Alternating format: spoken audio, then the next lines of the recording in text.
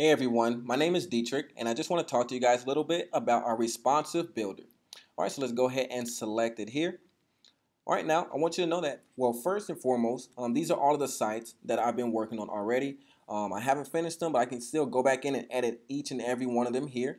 Okay, now I want to let you guys know that the blog builder was built with two premises in mind. One, that it was responsive, so you don't have to configure different mobile versions. The other is that it works hand in hand with Google. Okay, and what we mean by that was it was built with Google in mind to try and get you to the top of the search results. So let's go ahead and try and add in a new blog or website and show you how everything is working.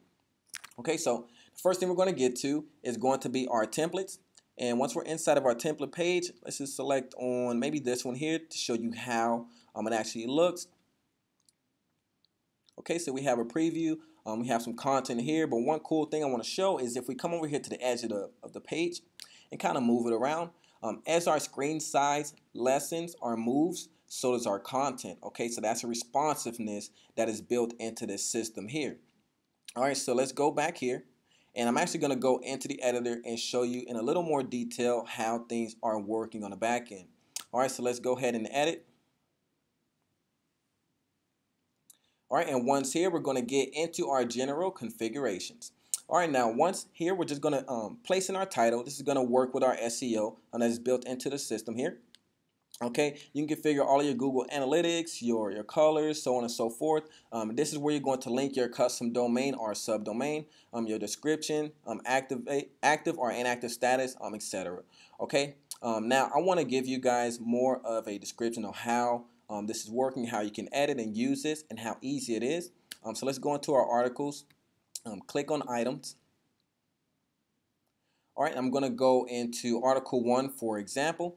All right, and I'm going to click on the edit button. Now, once I'm here, we're going to get a side-by-side editor and previewer. Okay, so we can edit our title here. We can edit all of the configurations as far as the author, the email, everything here, the pop-ups, in and out. And what this is going to show is, let's say you want to pop up when people click on this article or when they're trying to exit out, you can configure those here. All right, now if we come back here, after we go into the title, we can add in an image. This is the image that's going to show whenever you share your blog or your website on another platform. Now this is the date. So what you can do is configure if you want it to be released today. Let's say you finish your blog today. You can go ahead and release it out. Or if you want to release on a future date, you can go ahead and configure that date here. Now, if you made any other categories, you can select your categories here and start to categorize your different articles, your descriptions. That's going to go here, and the actual article itself is going to be inside of this text editor where you can add different images like you see this one here. Just go ahead and delete the placeholder and replace your own. Once you're done, you just save, and then you're good to go on your articles. Okay, now to get even more into how this is working, let's go into our pages. All right, and we see that we have 3 pages already here by default. Okay, so I'm going to go into my confirmation page. I'm going to go into the edit. And once I'm here in the editor, I'm going to see my container. All right, so this is the content that's located inside of this container. All right, so remember I told you that this works off of responsive container system. All right, so what we're going to do here to add content is go ahead and add a new container. And let's say I want to do a 50-50 here. I'll go ahead and select on this container in these 2 boxes, and you'll see that I can add in new content by selecting on this plus sign and then choosing a plugin. Okay, so we have tons of different plugins for you to choose from, and we're always adding new ones. But what I want to do is show you how they show up. So let's go ahead and select a contact form, for example, and we have a default form here on the side. I'm just going to use this one for now and click on continue. All right, now once I do that, I'm going to go ahead and add in an image as well. So say I want this image, click on image here, and I can go ahead and upload an image here from my computer, or I can choose the one that I already have here in the database. So I've uploaded this one earlier. Let's use that one. Now if we want to create a link, put a target on that link, we can do so as well. We can also configure the size of our image here by using this slider.